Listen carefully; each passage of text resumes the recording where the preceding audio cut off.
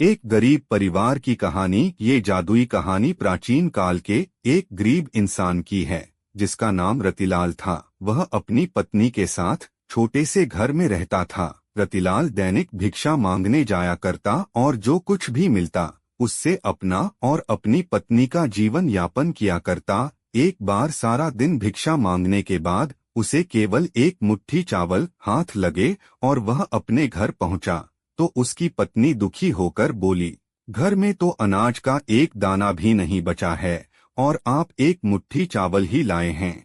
भला इसमें कैसे हम अपना पेट भर सकते हैं। और वह थक हार के घर में बैठा ही था कि द्वार पर एक भिक्षुक आ जाता है और वह कुछ खाने के लिए मांगता है। रतिलाल धर्म संकट में फंस जाता है। अब वह एक मुट्ठी चावल अपनी पत्नी को दे या सामने खड़े भिक्षुक को, लेकिन वह द्वार पर आए किसी व्यक्ति को बिना कुछ दिए जाने नहीं दे सकता था। इसलिए उसने वह चावल भिक्षुक की टोकरी में डाल दिया। रतिलाल की पत्नी अंदर काम कर रही थी और जैसे ही वह बाहर आई तो रतिलाल ने भिक्षुक को चावल देने वाली बात बता दी और इस बात को सुनते ही रतिलाल की पत्नी गुस्से में आ गई। तभी रतिलाल ने बताया, चावल के बदले भिक्षुक उसे एक पतीला दे गए हैं और उन्होंने कहा है कि अब से खाना इसी में बनाना। रतिलाल की पत्नी गुस्से से कहती है, क्या इसमें पानी उबाल कर दूं, क्योंकि अनाज तो है नहीं और जो आप लाए थे उसको भी दान दे दिया। और जैसे ही वह पतीले को उठाती है तो उसे कुछ वजन का एहसास होता है और वह पतीले को खोलकर देखती है तो चौंक जाती है, क्योंकि उसमें इन दोनों के लिए पका हुआ खाना रखा होता है। रतिलाल की पत्नी के चेहरे में खाने को देखकर मुस्कुराहट आ जाती है। दरअसल उसने कई दिनों से ठीक से खाना नहीं खाया था, लेकिन रतिलाल यह नहीं समझ पा रहा था कि वह भिक्षु तो उसे खाली पतीला देकर गया था, तो इसमें खाना कहाँ से आया। और वह आश्चर्य से यह बात अपनी पत्नी को कहता है, लेकिन वह कई दिनों से भूखी है, इसलिए उसकी बात नजरअंदाज करके खाने को घूरती रहती है और अपने पति से कहती है, बड़े दिनों बाद इतना स्वादिष्ट भोजन देखने को मिला, चलिए खाते हैं।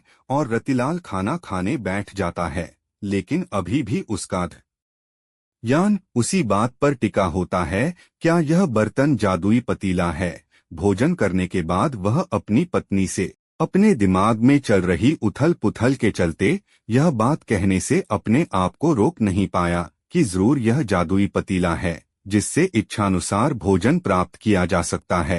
तभी दोनों ने मिलकर पतीले का परीक्षण करने का विचार बनाया और पतीला खाली करके पतीले से दोबारा भोजन बनाने का आग्रह किया और कुछ क्षण में उनकी इच्छानुसार भोजन बनकर तैयार हो गया। यह देखते ही दोनों खुश हो जाते हैं, क्योंकि अब उनकी भूख हमेशा के लिए शांत हो जाएगी और उन्हें खाने के लिए किसी और के सामने हाथ नहीं फैलाने पड़ेंगे। खुश होकर दोनों ने राज्य में ऐलान कर दिया कि वह सारे राज्य को खाना खिलाएंगे। यह बात दूर दूर तक फैल गई कि कोई गरीब इंसान ऐसा धनवान बना है जो पूरे राज्य को भोजन पर आमंत्रित कर रहा है।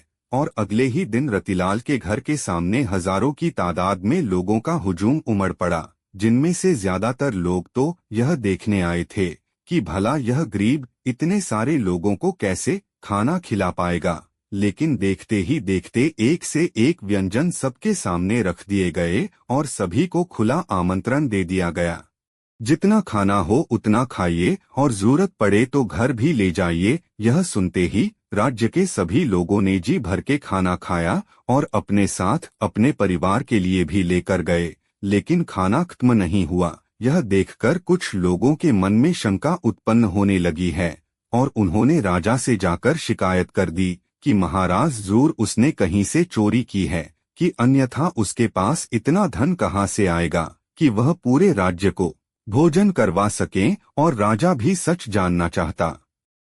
राजा ने रतिलाल को अपने दरबार बुलवाया। रतिलाल ने जादुई पतीले की बात राजा से कह दी। राजा के मन में पतीले की बात सुनते ही लालच आ गया और उसने रतिलाल से वह पतीला प्राप्त कर लिया, लेकिन राजा के हाथ में पतीला आते ही बेअसर हो गया। राजा को लगा कि जादुई पतीले की बात झूठ है और उसने रतिलाल को गिरफ्तार कर लिया और उस पर चोरी का आरोप लगाया गया। रतिलाल सबके सामने चिल्लाता रहा, मैंने चोरी नहीं की, लेकिन उसकी बात पर किसी को यकीन नहीं था।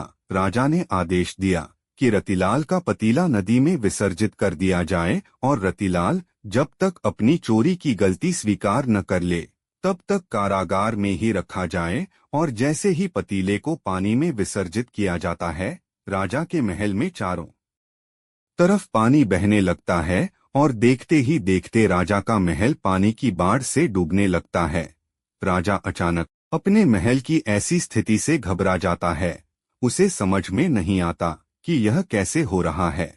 तभी वह अपने राज्य के ज्योतिष आचार्यों से चर्चा करता है और आचार्य उसे बताते हैं कि तुमने एक निर्दोष व्यक्ति को कारागार में डालकर अपराध किया है, इसलिए आपके महल की ये स्थिति हो गई है। और यदि आपने उसे कारागार से वापस नहीं निकाला तो इस राज्य का सर्वनाश हो जाएगा। उसे आभास होता है कि उससे अधार्मिक कार्य हुआ है और वह भागते हुए रतिलाल के पास जाता है और हाथ जोड़कर कहता है, मुझे क्षमा कर दीजिए, मुझसे बहुत बड़ी भूल हो गई, मेरे महल को बचा लीजिए। नादानी में मैंने आपका जादुई पतीला नदी में विसर्जित कर दिया है, लेकिन मैं वचन देता हूँ कि जीवन में कभी भी आपको किसी चीज की कमी नहीं उन्हें दूंगा। और जैसे ही राजा ने रतिलाल को कारागार से बाहर निकाला, महल में जल का स्तर कम होने लगा। राजा ने रतिलाल को बहुत सी दौलत भेंट की और उसे अपने शाही रथ से